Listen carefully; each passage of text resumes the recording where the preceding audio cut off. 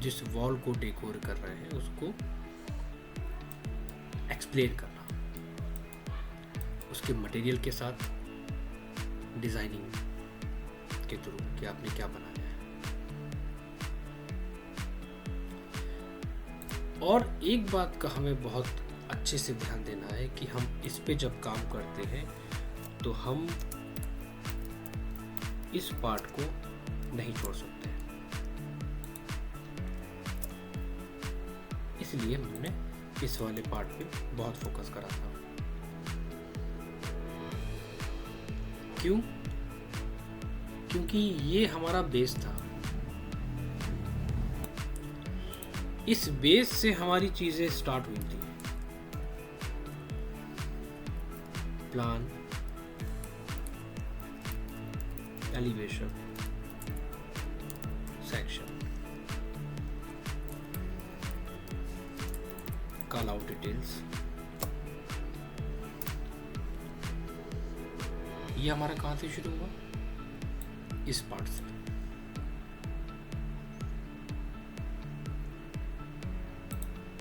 ठीक है, डिजाइनिंग के बहुत सारे मेथड हैं।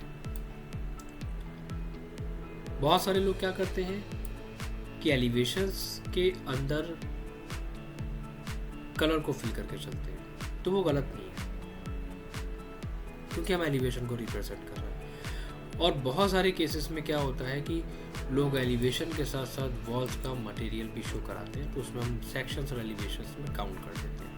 फिर वो पार्ट हमारा सेक्शन एलिवेशंस में काउंट नहीं होता है, सेक्शन एलिवेशन में काउंट रहता है, जिसमें हम ओवरऑल डिटेल्स डिजाइन करते हैं। पहला पॉइंट। दूसरा पॉइंट यहाँ पर यह आता है कि अगर हम एलिवेशंस में इस डिटेल को लेके चल रहे हैं,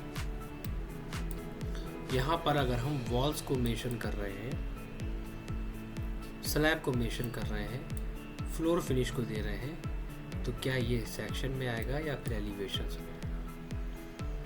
बहुत सारे केसेस में ये एलिवेशंस भी मेंशन कर देते हैं लोग, तो वो गलत नहीं है। बट आर्किटेक्चर के पॉइंट ऑफ व्यू से वहाँ पर हम नाम को, उसकी नेमिंग को चेंज कर देंगे। तो क्या मुझे अपने एलिवेशंस को इस वे में शो कराना चाहिए या फिर मुझे अपने एलिवेशंस को इस तरह शो कराना चाहिए? दोनों पॉइंट बहुत इंपॉर्टेंट है।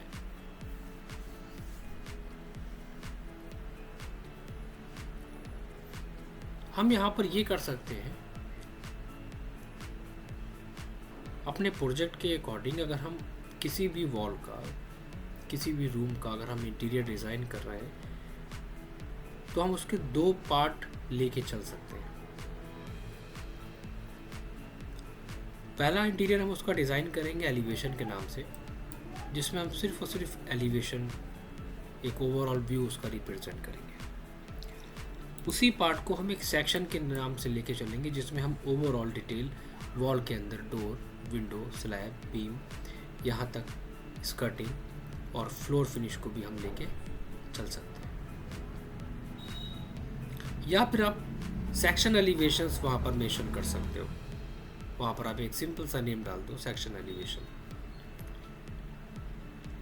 वो दोनों में काउंट हो जाएगा। सेक्शन के साथ साथ एलिवेशंस की डिटेल भी हम वहाँ पर उसको मेंशन कर देंगे। ये दोनों पॉइंट है। तो ना तो ये प्रोसेस हमारा गलत है, ना ये प्रोसेस गलत है। इसका भी मेन काम है, जो हम डिज़ाइन कर रहे हैं इंटीरियर को, उसको रिप्रेजेंट कर रहे हैं मटेरियल्स के साथ, और जो जो हमने डिज़ाइन करा है। और इसका भी मेन मोटो ये है कि जो हमने चीज़ें डिसाइड करी हैं उनको बना रहे हैं, और साथ साथ एक डिटेल भी हम निकाल रहे हैं ताकि हमारा वर्किंग इजी हो साइट पे। दोनों मेथड है, हम दोनों मेथड पे काम कर सकते हैं।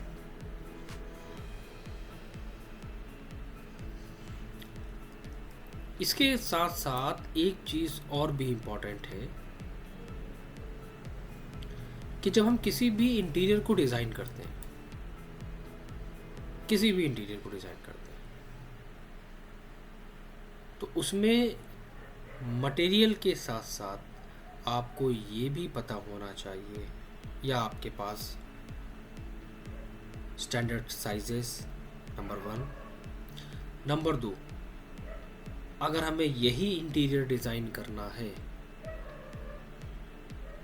तो आप इसको तब डिज़ाइन कर सकते हो जब आपके पास पहले से मॉडल अवेलेबल है, जो हमने डिस्कस किया था आर्किटेक्चर पार्ट में कि हमें अपने कैड ब्लॉक्स को स्टैंडर्ड साइजेस पे कन्वर्ट करके रखना है।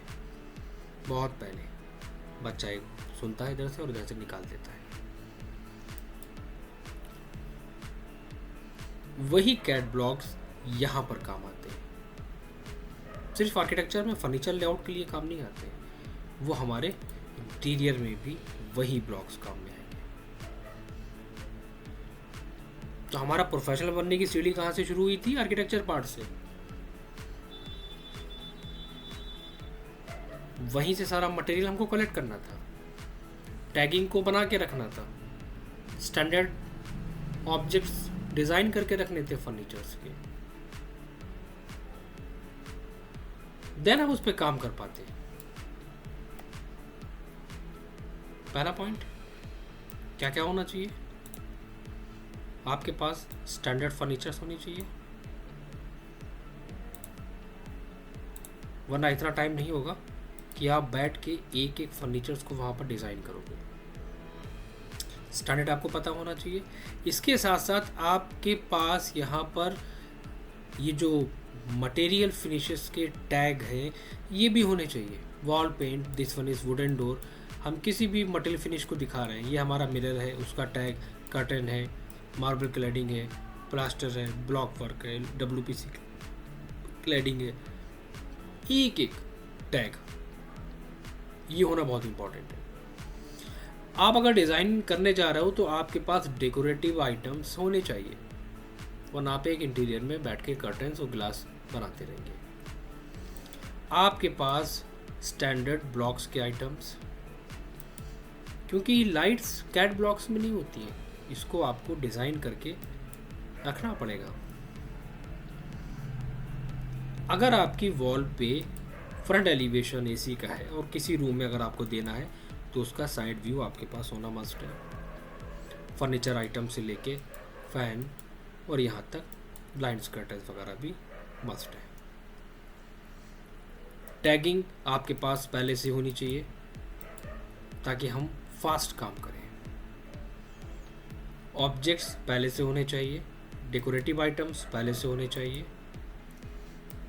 हर एक डिज़ाइन, टाइप्स ऑफ डोर से लेके डेकोरेटिव डोर के आइटम्स आपके पास अवेलेबल होने चाहिए।